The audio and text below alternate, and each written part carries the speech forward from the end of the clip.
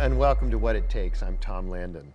Over the last few years, I've gotten to know today's guest through storytelling events and beside campfires, but I knew of her long before we spoke. Lindsay Hughes McKinnon is a doula, a massage therapist, a life coach, and a survivor of unspeakable tragedy who focuses her energy on helping others build resilience in the face of life-changing events. I want to warn viewers that we're going to talk about some pretty sad things today, but I hope that, like me, at the end of the conversation, you'll be inspired to think about how we all respond to difficult times in our lives. Lindsay, thank you so much for coming today. Thank you, Tom. So happy to be here. Before we get into all of the things I alluded to in the introduction, I'd just like to start by getting to know somebody, by getting their backstory. You know, where'd you come from? How'd you get here before the events that we're going to talk about in 2017?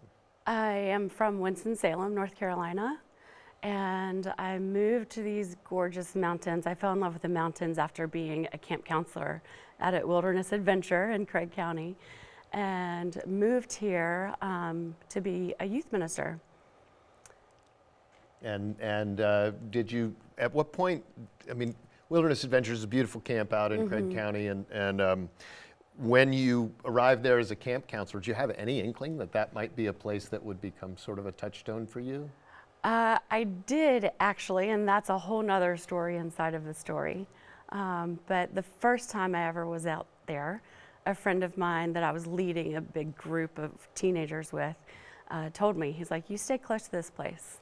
It's going to change your world. And so I did. And one of the things I've noticed of spending time out there as well is that there is such a large group of people who were counselors or campers who still kind of come around and hang out. Yeah, it's like family. And during the pandemic, it was a real, that's where we kind of started talking to each other, because it was a place that you could safely go. You have a background as a healer as well, right? Tell me about that work that you do as in massage therapy, and what drew you to that side of things? So no matter what my job title has ever been, I've always been working in health and healing in some form, whether it was in youth ministry and taking teenagers on pilgrimages and mission trips, or whether it was a massage therapist and a childbirth doula. I've always been kind of a wing woman or a companion for someone else on a transformational journey. And I'm going to talk now ask you to talk about what happened in 2017 that shifted really everything. Yeah, the before and after night. Right. Yeah. So it was March. I say the 18th, but everything else will say the 19th, 2016, actually. And 2016, sorry. Yeah, that's okay. I, along with a few others, survived a total house fire. And in a matter of hours, I lost everything that ever meant anything to me. All of my possessions, I didn't even have any shoes. And I lost my two children, my two beloved children, Patrick and Logan. And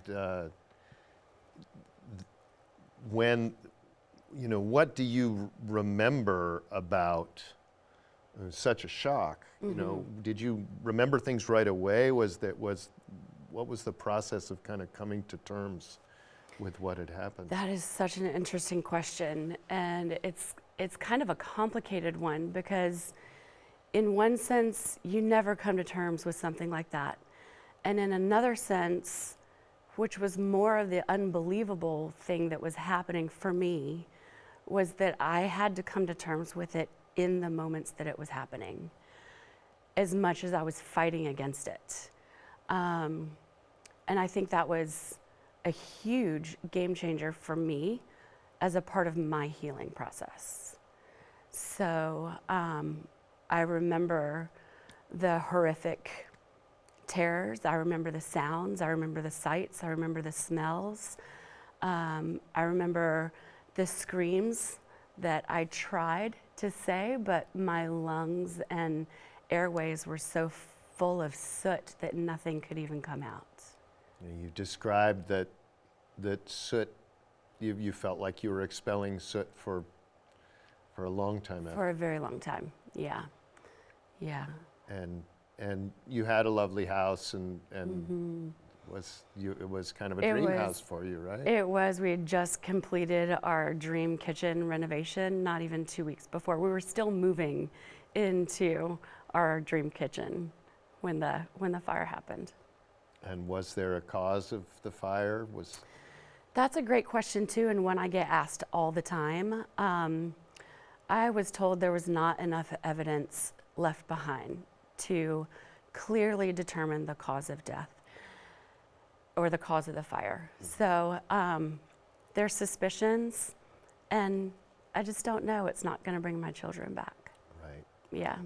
I want to talk later about, just touch a little bit on fire safety stuff, things you've Sure. learned, but tell me about Patrick and Logan.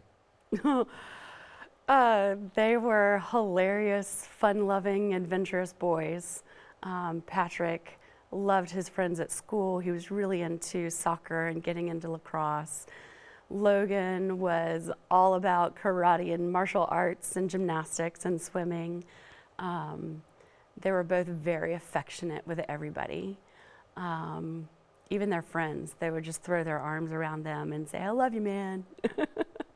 Which not all little boys do. Yeah, right? yeah. Of course. And you've said that because of your background as a healer, you think that prepared you in some way. I mean, I don't think anybody could ever be prepared, but prepared you for what kind of came next for you. Why? What do you think about that background put you in a better place than many might be?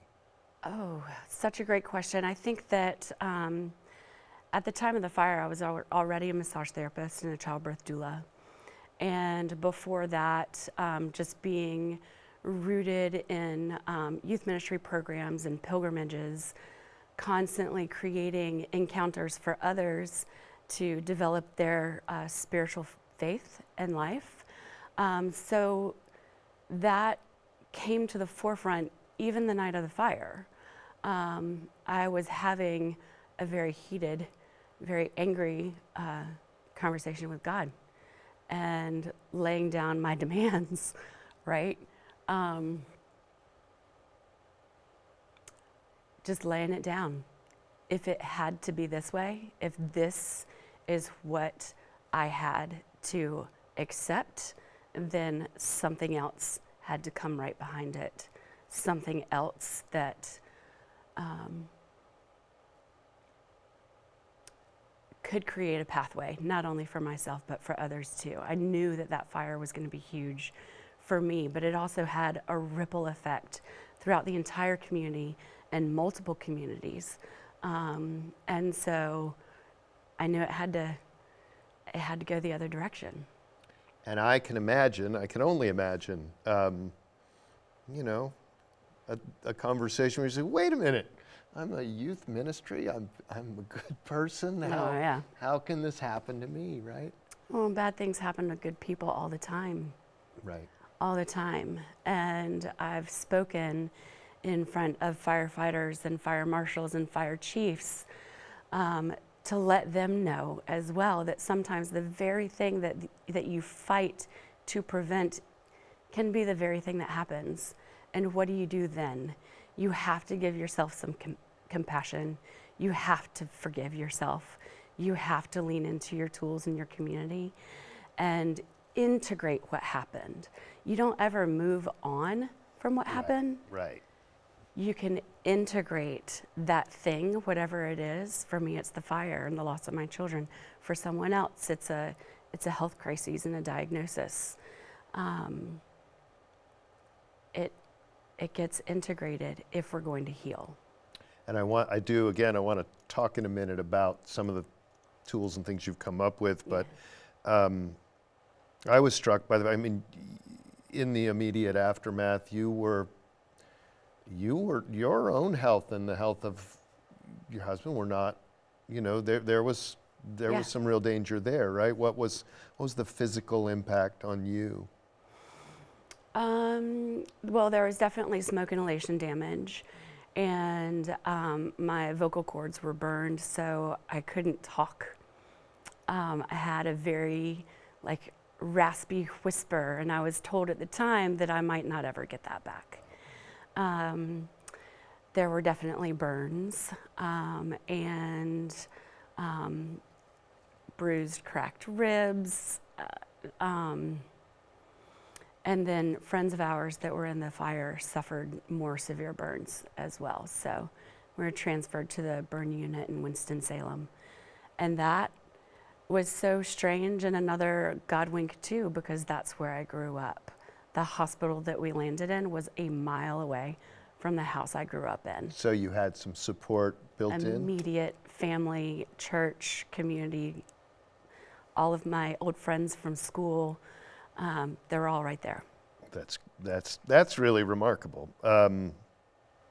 So there, the fire, what I have been told, was a beautiful and wonderful memorial service. And then, you know, that's done. I'm sure that required a lot of planning, and I know you were in conversation with the spirits of your children and on what they would like, but then that's done. Yeah.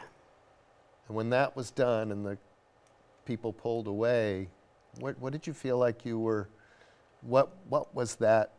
Was that just the height of being bereft, or what was that like for you? It was quiet. It was peaceful. Right. In those immediate days and weeks, there was a lot of people. And that's a beautiful and wonderful thing, and I needed those people, but I also needed myself. I also needed to find quieter spaces. I needed to tap back into nature and spend a lot of time outside and walking and exercising my lungs and just being with my husband at the time and helping each other to figure out where we were going to live and what we were going to do next. Right. You use the word resilience a lot in our conversations before, and I know we're going to talk about it now. What does resilience or resiliency or to be resilient, what does that mean to you? Oh, that's a great question that I haven't even been asked yet. Resiliency to me means, in spite of what your fears are, to have the courage to step in spite of what thoughts want to consume your state of being, to step out into the reality and learn a little bit more. Maybe even explore things that you've never thought of or considered exploring, whether that's spiritual communities or cultures or countries. We did a lot of traveling. It probably helped, like to get away, right? Yeah, it helped to get away. It helped to have some anonymity, right? Right. And it helped to have new experiences. And it helped to learn about other cultures and their belief systems and how they heal. And their... Where did you go? Oh gosh, we went all over the place. Literally for about a year and a half, I was sleeping in a different bed every 3 days. Even though we had temporary housing, and that was a godsend as well. We internationally went to Zimbabwe twice. There's a beautiful community there that I have a deep respect and connection with. We went to Costa Rica. I led retreats in Belize, all over, plus all over the States. We bought a camper. We started camping out a lot more. It was good. I wonder how you respond, because I've heard people say this, I know you've heard people say, you are so strong. What is that, when someone says that to you, I know you're gracious about it, but what goes through your mind? Part of it is a deep thank you, and part of it is a deep, whew, I wish I didn't have to be so strong all the time.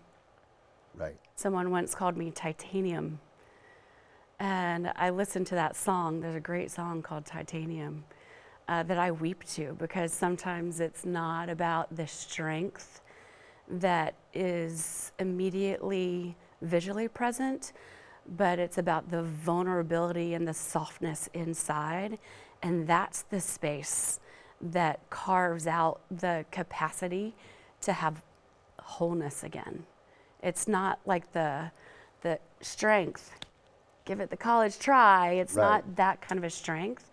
It's more kind of a willingness to just be broken open and to be open to what and who comes in your life and how that, creates the next chapter for you.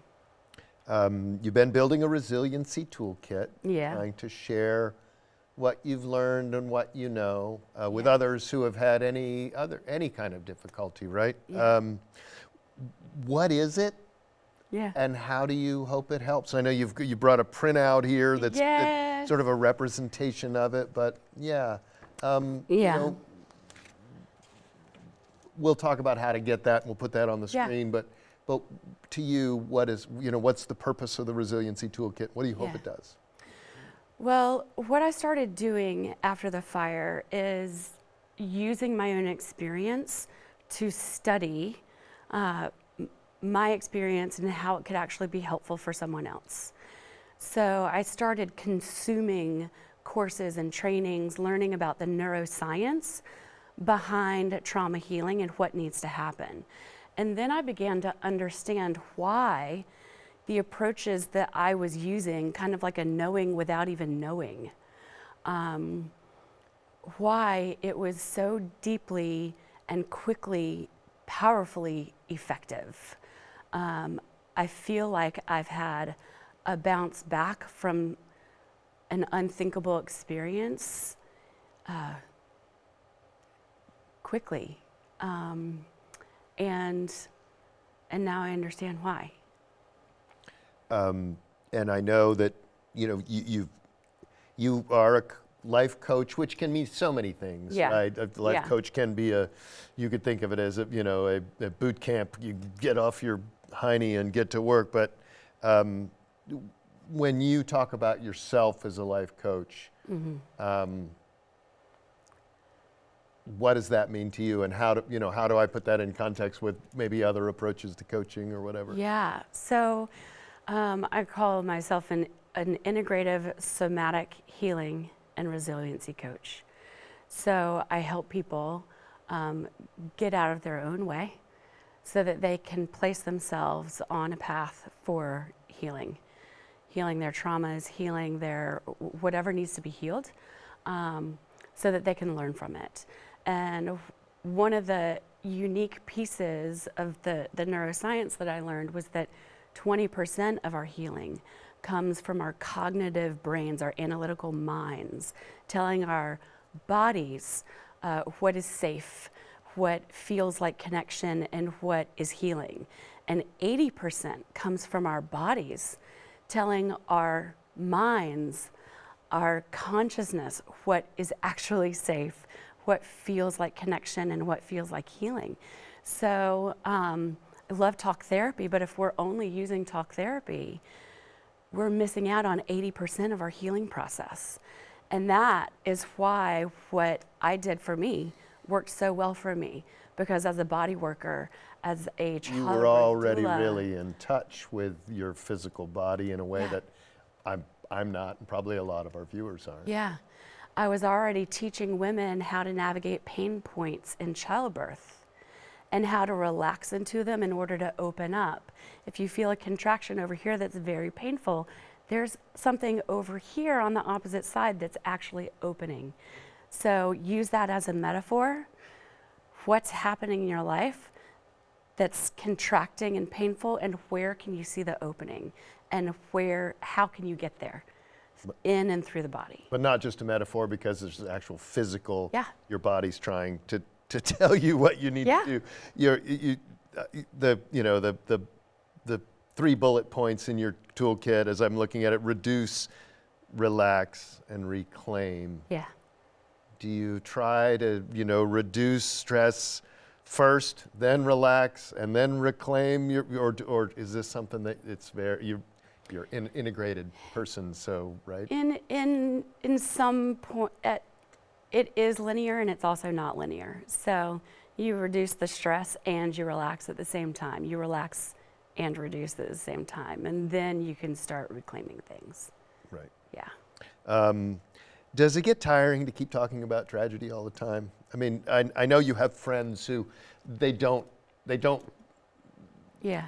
you've had that conversation with, but you Yeah. know, is that hard?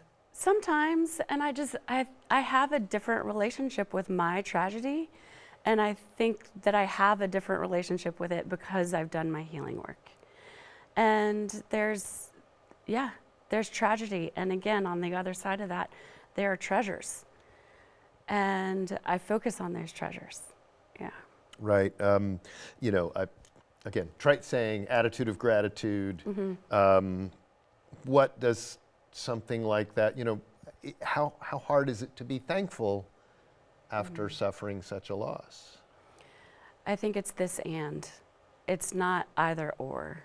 It's this and, because you're recognizing and acknowledging the depth of what you've been through and the depth of the grace that it takes to navigate that.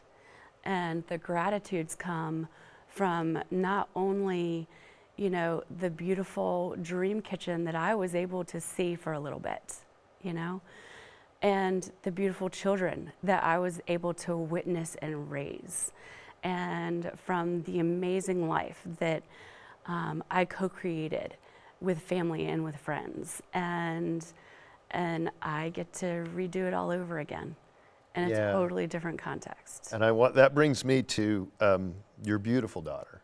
Oh my gosh, we're gonna put some pictures up on the screen, but what an amazing kid.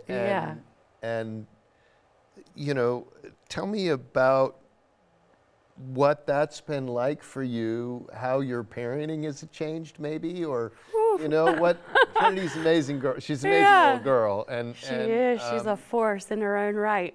She looks you right in the eye. I tell you what. She was born on Star Wars Day, so she's literally the force. May the force be with you, and I bow, and also with you, my child.